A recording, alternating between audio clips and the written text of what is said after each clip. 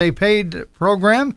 The views and opinions expressed during the program are solely that of Jung Garden Center in Randolph, not WBEV 95X or Good Karma Brands. And we welcome into not only the radio station 1430 WBEV, but our video stream on dailydodge.com. Good morning, Dick Zondag. Good morning, John. How are you this morning? I'm fine. I saw some flurries, so that didn't thrill me, but it's a typical April weather, right? Yes, it is. And the flurries aren't going to hurt anything that's coming up out of the ground because the plants know that it's going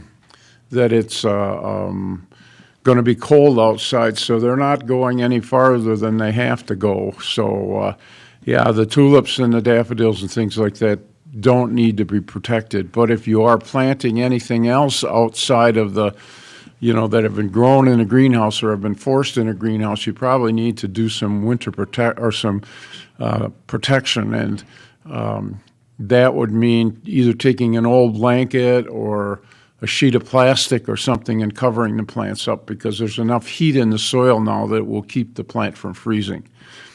So, although the snow is not a real welcome thing right now. It's not going to do any damage to anything. There are a lot of plants that are flowering now, and it's not going to hurt them at all. So, and what's happening at the store these days? Well, we're getting ready for everything. The bare root room is kind of slowing down a little bit, although we still have quite a bit of material in the bare root room. But I brought along today some of our flowering bulbs that we enjoy in the summertime. Time to get those dahlias started if you want to have early bloom. And so I brought some pictures of different dahlias and, of course, the begonias and caladiums and gloxinias for shady areas can be started now. And, of course, glads, too early to plant the glads, but it's not too early to get them. And we have a good selection of all the different colors of glads and all the different bulbs right now, so it's a good time to get in. The dahlias can be started in a 4-inch pot so that they're, at least the plant is starting to grow so that the flowers will come earlier. And with dahlias, of course, if you want the big dinner plate-sized dahlias, you want to disbud the side shoots, and it'll throw all its energy into the plant. Also brought along a bag of fertilizer, bulbs like fertilizer, just like any other plant. And especially with the tulips and daffodils that are blossoming right now, it's a good idea to fertilize them a little bit so that they have the energy to put those carbohydrates back into the bulbs so that you get dependable blooming year after year. So a bulb fertilizer usually has a little less nitrogen in it, the first number, but it has more phosphorus and potassium in it, which help for the health of the bulb.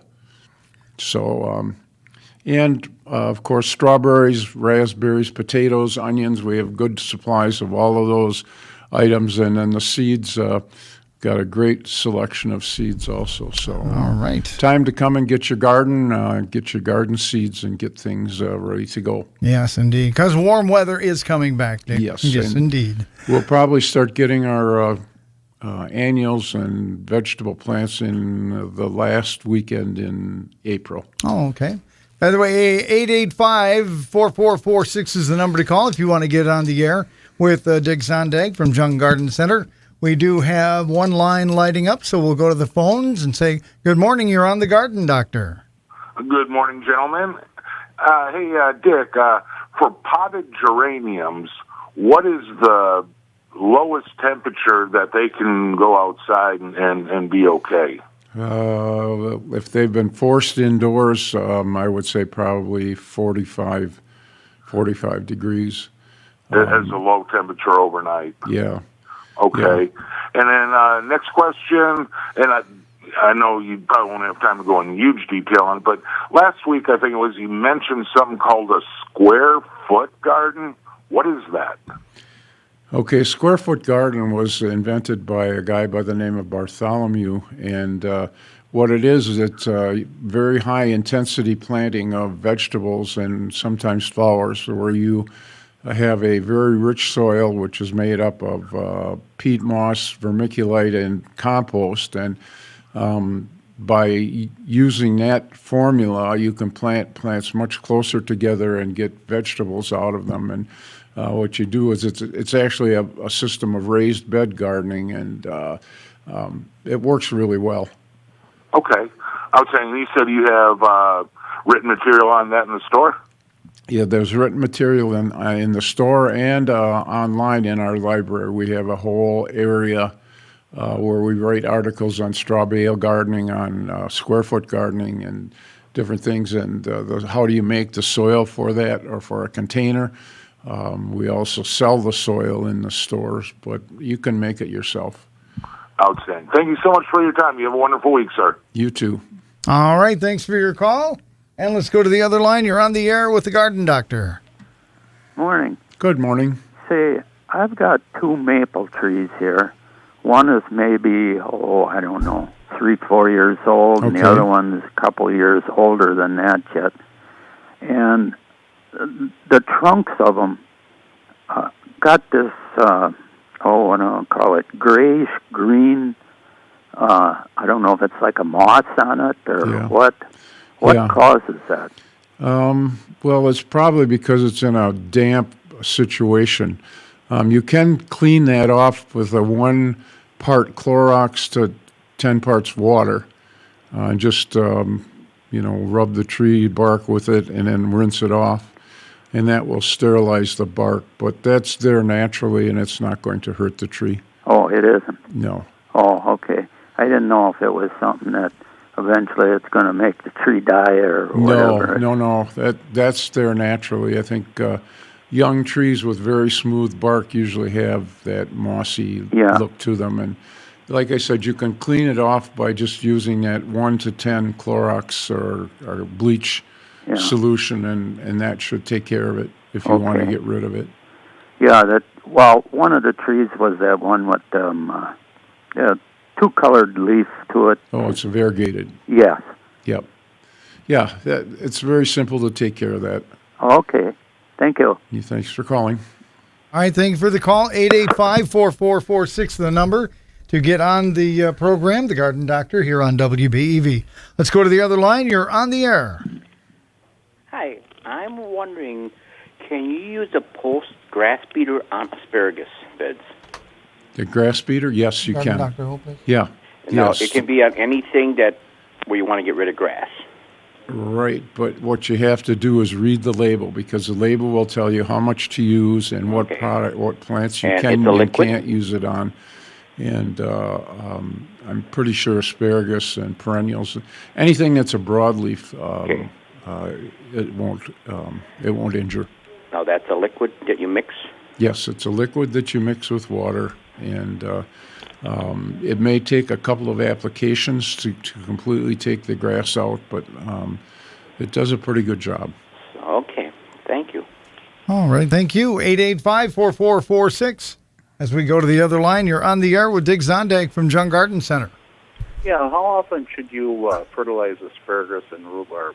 Okay, both of them are heavy feeders, and both of them you eat the vegetative part of the plant. In other words, they don't have to produce seed to make things that you can eat. And so with both of those, you can use a little bit more nitrogen, which is the first number in the analysis, and they'll respond to that. So where in a regular garden, if you use too much nitrogen, you get a lot of growth and you won't get much for fruit. So yeah, with asparagus, a 1010, you can use that in your asparagus, and you can fertilize it right now, because now is the time that they're starting to grow. And the same thing with rhubarb. You eat the stalks, and so I don't think you want to use quite as much on rhubarb as you do on asparagus. With asparagus, you can use quite a bit. Yeah, but how often should you fertilize it? Once a year is fine. Okay. In the springtime when it first starts to grow, and if it isn't growing well, you can do it again probably in the middle of July. Okay. All right, thanks. Yep. Thank you very much. 885-4446, 1-920-885-4446 to get on the air with the Garden Doctor here on AM 1430 WBEV. We're also streaming live video on dailydodge.com. So let's go back to the phones. You are on the air with the Garden Doctor. Is there something that I can put on my lawn to get rid of the foxtail? The grass beater? Is that what I use, grass beater? Yeah. Grass beater will take care of your grass, too. So, no, you can't use that. Foxtail is pretty hard to control because it is a grass. Okay. The only way that you can really do a good job of controlling foxtail is by fertilizing your lawn right now and getting that lawn growing really, really well, because bluegrass is a perennial and it will outcompete. The only place that foxtail can germinate is where there is a bare spot or a spot where the soil isn't completely taken up by the grass. So the best herbicide for any lawn is fertilizer, because it makes your lawn grow well, and it fills in those bare spots that the crabgrass and the foxtail and some of those other things germinate in. And as long as we're talking about crabgrass, now's a great time to get that crabgrass preventer on, and it will also prevent the foxtail. Okay, sounds good. Okay? Thank you very much. Thanks for calling. All right, thank you. And let's go to the other line. You're on the air with the Garden Doctor. Hi. I have a problem with quackgrass all the way around my garden. Okay. And there's an organic herbicide, which is vinegar, a gallon of vinegar, 2 cups of salt, and a teaspoon of Dawn dish detergent. Okay. And I was wondering if I can use that on the edges of my garden. Yeah, if you use it on the edges, but you just use it on the edges, you can't. I mean, if you've got seeds or other things growing in the garden, it's going to injure them too, because that, again, is a non-selective. It doesn't just kill the quackgrass. Right. Would there be any problem with it leaching through the soil, No. and going down? No, because those things are all degraded. So, no, it would not. I mean, it would not get into the garden if you don't put it in directly. Okay, thank you. And I was just wondering about fire pits right on the ground. Does that change the soil? Does it collect moisture? Well, it's going to affect the soil because it gets hot in there, and it'll probably burn up most of your organic matter. But if you're just using it for a fire pit, it's not going to, It wouldn't attract water. No. Okay, that answers my questions. Thank you. Thank you. And that's why he's here, to answer your questions at 885-4446. Let's go to the other phone. You are on the air with Dig Zondag from Jung Garden Center. Hi. I've got a begonia, Okay. and I didn't know that it had started growing. Okay. So it's getting rather leggy. Can I cut that back without harming it? Yes, because a begonia is a piece of stem tissue, and what you'll find is if you trim it back, another sprout will start. So, yeah. And what I would do is this in a pot already? Yes. Yeah. Put it in a cooler area where you get maybe a little bit of sunlight, but you don't have to have a lot of sunlight with begonias because they like a shady area. But cool it down a little bit, because they do tend to get leggy if they're too warm or if you over-fertilize them. So I wouldn't fertilize anything until you get it outside. Huh, that was going to be my next question. What should I fertilize it with? Yeah, well, just a regular plant food, but they really don't need to be fertilized much, because the bulb has a lot of energy in it and it's ready to go, and so it's starting to grow, but it's growing unnaturally because it's getting too much of something, whether it's too much heat or too much fertility, and that's what causes plants to get leggy. Okay, thank you. Yep. All right, thank you. 885-4446, 1-920-885-4446 to get on the air with Dick Zondig. Dick, does cold ash from a deck fireplace, can that be used under plants or trees? Oh, sure. Yeah, there are minerals in wood and different things that you burn that don't get vaporized by the heat. And so the ash has phosphorus, it has potassium in it, probably very little nitrogen, but yeah, it has minerals in it that the plants can use. So, I wouldn't put a 6-inch layer on your garden, but, just a layer when you're working it up is not going to be a problem at all. Okay. 885-4446. Both lines are open. You can give us a call. We're about halfway through the program. And, Dick, I'm going to bring up the H word again. I can hear it in your voice. Our hydrangea bush has leaves going all the way up the stems to the old or till last year's bloom. Do I just snip off last year's bloom? Yeah, you can cut off last year's bloom. It's not going to hurt anything. Okay. When did it bloom, John? In July, August. Okay, so somewhere. It's blooming on new wood. So it's probably one of the hydrangeas that will either have buds on it in the springtime or will regenerate buds. So you can prune that anytime you want. And the old flower heads can come off either in the fall or in the spring, and it's not going to make any difference. I think the ones in front of our house are the strawberry and vanilla. Okay, that's the PG, the paniculata, and those definitely blossom on new wood, and they're very very pretty in the late summer, early fall. They have a beautiful strawberry-colored whirl of petals around the base of the flower head and white petals on the top, and then they turn brown, of course, once they're spent. But yeah, the strawberry vanilla hydrangea is one of my favorites. Yeah, they are gorgeous. And we got the blue and purple ones on the other side of the house. Yeah, and those are blue because you have an acid soil. Oh, okay. Okay. 885-4446-1920, 885-4446. Both lines are open. Give us a call. Dick, why don't you mention, maybe a lot of listeners don't know that you have other stores other than the one in Randolph. Right. We have a store as you're coming into Madison on 151 in Sun Prairie. It's the very first exit, Bristol Street, and they have a very nice selection of everything. Although it's not our largest store, the manager there is very good, and we have a lot of helpful people there. Then we have a store on the south side of Madison, actually on 151 also. You have to get off on Highway PD now. The construction around there is all done, but you have to get off before you leave Madison, or you'll be in Verona before you can come back.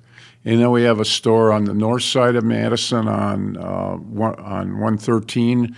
It's about a half a mile east or west of the airport, so it's right as you're going out towards Wanakee. And then we have another good store in Stevens Point, and they have pretty much the same selection that all the garden centers have. And we try to have not just only the products that are in the catalog, but we have a lot of other items that we can't justify putting in the catalog because they are lower volume or things that are too heavy to ship through the mail. So we've got all kinds of soil additives, compost, things like that you can use to enrich your soils. Plus, we have great people to visit with. I mean, the garden doctor is not the only knowledgeable person at Young's. We try to have people that are gardeners for employees, and they love to talk gardening. Do they have to go through any schooling or get any kind of certificate to work there, or is it just if you have a background in rudimentary gardening? Or we have people all the way from people that have degrees in horticulture all the way down to people that just garden as a hobby. And lots of times you gain more knowledge from people that are just gardeners because they've gone through the hard knocks of learning how to compost, how to plant and to protect your plants, what varieties to use in your area. Because if all vegetables did well in all soils, we'd only have one variety of bean and one variety of beets and one variety of radishes. But Heavier soils require different varieties than sandy soils, which are different than the dark soils like we have in this area. So talk to your neighbors that are good gardeners, and they can give you a hand, or you come to Jung's and we can give you what we think would work well for you, and then you keep a notebook of the varieties that you use, and over the years you'll get to know exactly what varieties you want to use and when you plant and how deep you plant, and when you start your plants indoors, if you start your own tomatoes and eggplants and peppers and all the cole crops. So that notebook can be very helpful. We can tell you exactly when we start things in the greenhouse, but the problem there is a greenhouse has optimum conditions for growing, where if you're growing in a house, you don't have the same sunlight, usually have a much drier environment, and so, it's good to keep a notebook of the things that you do and when you do them. Okay, we do have another caller. One line is open, 885-4446. You're listening to the Garden Doctor on WBEV, streaming live video on Daily Dodge. Let's go back to the phones. You're on the air with Dick Zondag. Hi. I have an arborvitae that the deer did just a nasty number on this winter. Will that come back, or do I need to cut it off at ground level? It depends on, is this a pyramidal or is this a globe arborvitae? Pyramidal. Okay, and did they eat all the way back to the brown wood? Pretty much so. Yeah, they were really hungry in this area. Yeah, most evergreens don't have the ability to regenerate foliage. What I would suggest is to wait, maybe fertilize it, wait and see where the new growth starts. There are a lot of arborvitaes, if you're driving around the countryside, where you'll see that the top of the plant comes down, and then about feeding height it goes in, and then it's sort of like two pyramidal things, and it's because the deer will eat up to a certain height, and then above that they won't, and below that it just kind of regrows. So if it's all the way back to the brown wood, you're probably not going to get much growth there. I see. Then I have a second question. Sure. I have a whole variety of different hydrangeas. Okay. I can't tell which ones I should cut back and which ones not. Can I tell now in spring from the way they bud out? Or yes, you can. If you go out and look at the very tips of the branches or the stems, and there's a big fat bud on the end of it, that means that you've got a flower bud there, because it doesn't matter whether it's apples or pears or lilacs or mock orange. The flower buds are big, fat, and round, and the leaf buds are sort of sharp. And so if you've got buds at the end of the branches, you don't want to cut those off because you're cutting your flowers off. If there are no big buds at the end of the stems, it means that it's a hydrangea that will flower on new wood, and so then you can prune it any time. Okay, would I cut it all the way back to the ground then? Some of them look like they're starting to set up new shoots from ground level. Do I cut the old ones back to ground level then? You can cut them back, and that will start the size of the plant over again.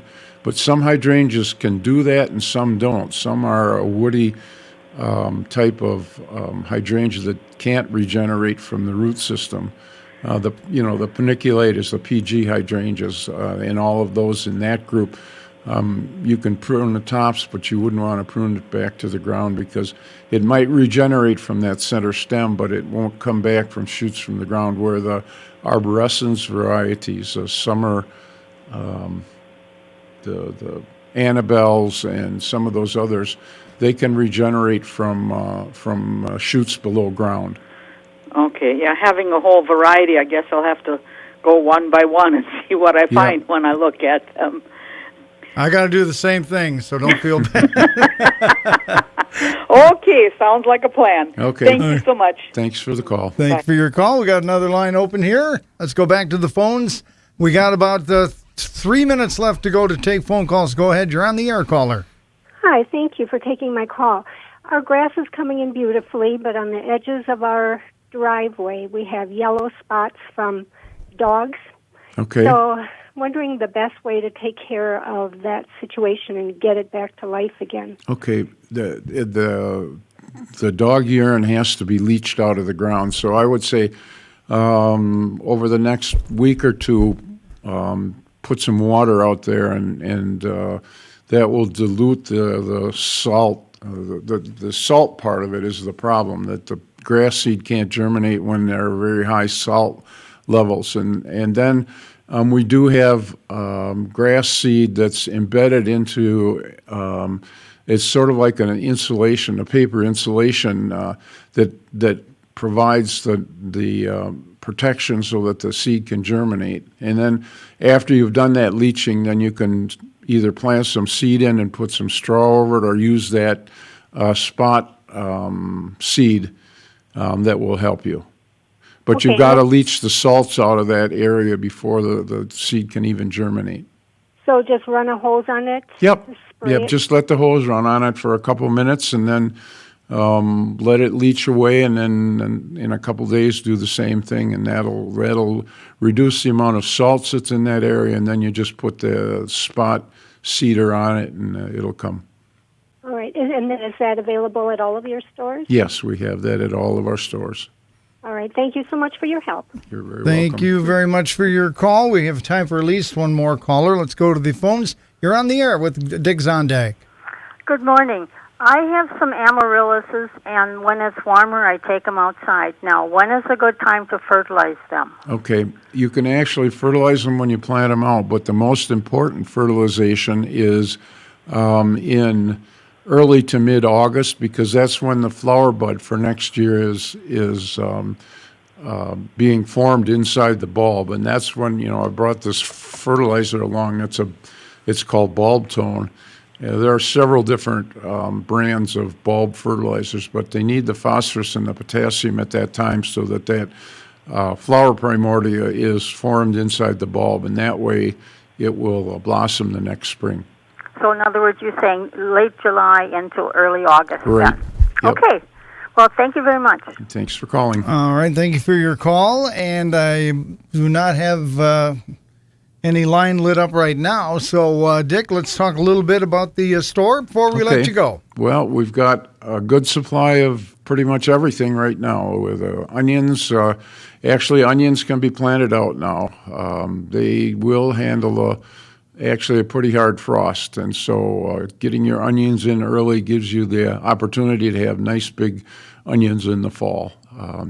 There are several other vegetables that you can plant early.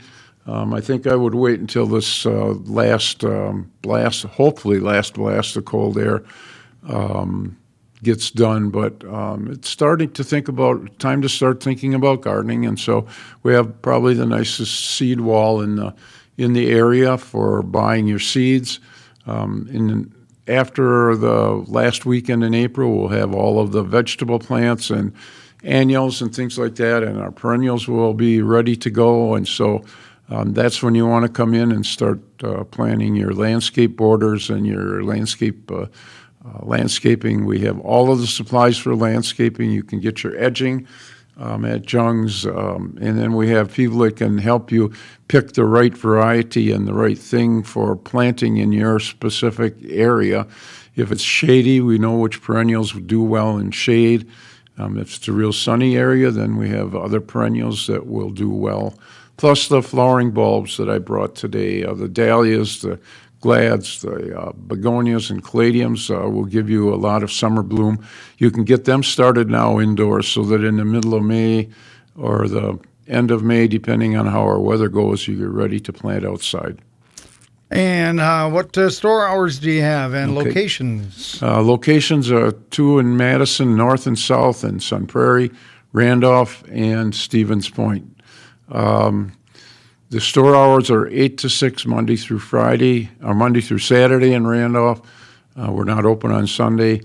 The other stores, it's 8:30 to 6:30 Monday through Friday, 8:30 to 5 on Saturday, and 10 to 3 on Sunday. And I guess, again, don't be too crazed by the freezing weather that we No. have. It shouldn't affect the outdoor plants, correct? No, the plants that are outside are unless we get a really, really hard frost, are used to this kind of weather in the spring. So, yeah. All right.